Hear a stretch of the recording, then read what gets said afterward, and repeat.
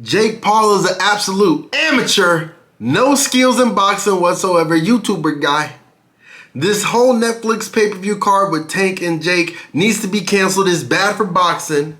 And this is our last time seeing Tank Davis ever lace up the gloves. Lamont Roach sent him running for the fucking hills. That's something I'd say if I had a fucking stroke. If I was a drunk ass clown on my 12th Corona. That's something I'd say. Luckily, I have the correct amount of chromosomes.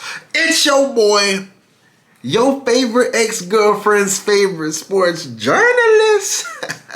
Holla at me, Ruby. True Review Sports News, man. Y'all saw that title and thumbnail. No worries, I'm going to give it to you. Is Jake versus Tank terrible for boxing or too interesting to ignore? Everyone in the comment section, this shit's a clown show. It needs to be canceled. Where's Tank versus Lamont? Boxing is dying. Ah! Shut your bitch ass up. You have no fucking clue what the fuck you're talking about. Your eyes might be broken. Your brain might be out of there. That's why you need True Review Sports News. So go ahead and leave a like, comment, and subscribe. I'm going to do my job as a journalist, and I'm going to cover the whole pay-per-view, and then I'm going to give my prediction for the main event and how I think this changes the state of boxing in a good way. I like this card. So let's get back to business. We got the greatest slideshows on God's green earth. Let's talk about this Tank versus Jake pay-per-view. Now, first up, the first fight on the card is Avius Griffin versus Cesar Francis. I'm not too familiar with Cesar Francis, but Avian Griffin, you motherfucker, you fumbled my parlay last time, so I remember you loud and clear, all right? You got your head spin around the globe. Look like you got smacked by Superman. You went against Julian Rodriguez, he got the KO of the year. But that's what happens in boxing. I'm not going to shit on them and kick somebody while they were down. Avius Griffin took a long break, and most people, they got that room temperature IQ. They can't remember too far. Avius Griffin was winning most of that fight. He was doing a good job with his jab on the outside. He was a very long style fighter. I liked his game. He just got too comfortable and loopy with his punches on the inside. And Julian Rodriguez slapped your ass with a brick. I think the time that he took off, he should be able to fight way better than what he showed us on another big pay-per-view. I think he's a young star in the making. I like that he shows up game. He should handle Cesar Francis. Next up, Gary Russell versus Andy Hiraoka. This kind of reminds me of Brian Norman Jr. versus Jin Sasaki. We all know how that ended. Gary Russell always shows up in a fight, puts on great I don't even know the word for it, just a pure boxing skill. He did all the fucking ones and twos perfect in the gym. He hammered down the basics. And he got quick speed and quick reflexes. I think he does the job against Andy. I'm looking for a performance of the night for the belts for Gary Russell. The co-main event, Alycia versus Leila.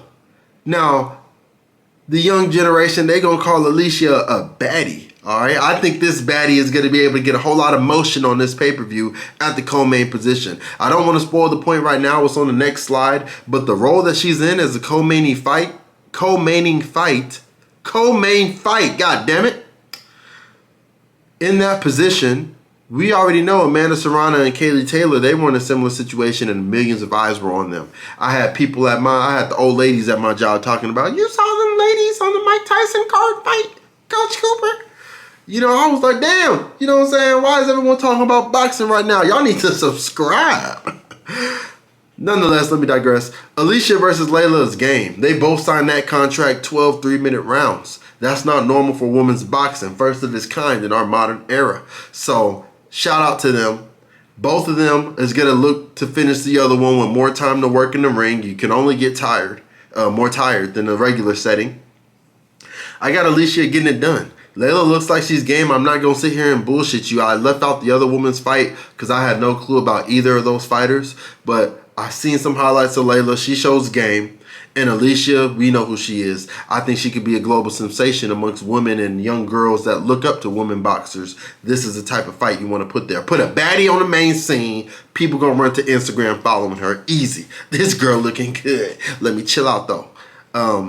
Tank versus Jake. The main event that y'all came and why y'all clicked on this video. Now, of course, I'm upset we didn't get to see the Lamont Roach rematch, but I'm happy we get another fight about that. And even if he loses, if both these guys lose both these fights, we still want to see that rematch. Roach versus Pitbull Cruz. And Roach is moving up to 140. So that's a very interesting fight. If it was at 135, I'm taking Lamont. At 140, Cruz's hooks hitting a little bit different. Who knows?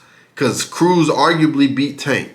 And I think he could do a little bit of Maidana versus Broner style beating on Lamont Roach. So I'm going to do a video on that one separately. But for Tank versus Jake, this whole pay-per-view and that last press conference, I think is interesting. Now it's at 195. We figured that out. 10-ounce gloves. I don't think it changes too much of the outcome. But what I saw most importantly was the face-offs. Tank can find his reach on Jake. I was worried about that at first because Jake is listed at 6'1". I think he's like in real life a tall 5'10", maybe 5'11", a little bit. But I'm about 6'1", damn near 6'2" in some shoes, and my girl is Tank Davis's height. That did not look like that in the face-off. It looked like Tank would be able to touch him, and it swung my opinion on who I think could win. So this fight is too interesting. Does Jake and his size and his progression in the sport of boxing get it done? Or does skills pay the bills with a little bit of pop from Tank Davis get it done? 8 out of 10 pay-per-view. Now let's address the idiots in the comment sections and the buffoons. Damn near, they need to make another word for motherfuckers that try to talk boxing and have no clue what's spewing out of their goddamn crooked ass teeth. Why hating on MVP is silly. One, the views MVP has brought to boxing is staggering. 60 million households tuned in to watch a 60-year-old box Jake Paul. Y'all claim, I'm not gonna watch it, this is trash, I'd never tune in, boxing is dying. 60 million households tuned in. But y'all are just shitting on something that's producing so much motion. How can y'all go to the comment section when y'all have no motion and say it's bad for boxing? You're drunk, you're a hater. MVP is also taking women's boxing to the next level. 50 million watched Serrano versus Taylor. How many people watched women's boxing before that? Not too many. You can't hate the grind. Y'all want to call Jake Paul a YouTuber and trash, but we can argue what he's doing already. He's going to the Hall of Fame. He's a boxing promoter who started late and is showing the progress he has. Look at his first video, punching pads, to now. Completely different person. Since Jump, yeah, he's a little bit cringe and gimmicky, but he's been campaigning for real shit. Higher pay for women's boxing. Higher pay for MMA sports. He's been like that, offering people good contracts that he thought was good. I don't know all the negotiations. I'm not going to sit here and act like it, but it looked like he's had a good little platform going for himself for the sport of boxing. And haters are the main viewers. Millions of views every card. I went out for the Nate Diaz-Jake Paul fight, bars stacked to the brim. You got to wait in line. I was out for the Jake Paul versus Tyron Woodley fight. People that looked like they had no clue what the fuck was happening. They was outside watching Tyron Woodley get packed up, put in a blender, belted. Millions of people saying they're not gonna watch it, but millions of views every card. Y'all are something else. Y'all are a piece of fucking work and not a good one. But let me give a review about y'all's baby daddy. Y'all love this nigga so much, it's crazy. True review of Tank Davis. He's 30-0-1. 28 KOs, 3 belts across 3 divisions, or he's won belts in 3 different weight classes. His best skills, y'all already know it. We know how many people he done put in a deep slumber. And I think he could do it this fight against Jake. His best wins so far, Ryan Garcia, Frank Martin, Cruz was controversial. Leila Santa Cruz got put in the goddamn backwood.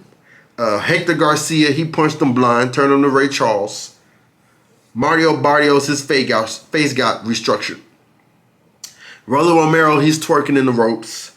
And Pedraza and Gamboa, they both were playing a game of Twister. Tank Davis had them out there twitching up. It was insane. 8 out of 6 over 10. He has a great career so far. I do agree he should have bigger fights. He should move up. Even though he's a smaller guy, he should move up and take the challenges because his skills can transfer. Y'all are acting like this motherfucker's washed because he had a close fight with Lamont. I had Lamont winning. I'm not a Tank Davis glazer. I had Lamont making the distance. I didn't have him winning. Let me correct that. He's what I thought Frank Martin was going to do. But the mental of it, Frank Martin's mental wasn't there. I saw the same thing with Jake Paul. It looks like Jake Paul is going to be worried and concerned. Even though he's the bigger guy, I don't think he has the confidence of a bigger guy going in the ring. Tank Davis can touch him. The skills can pay the bills.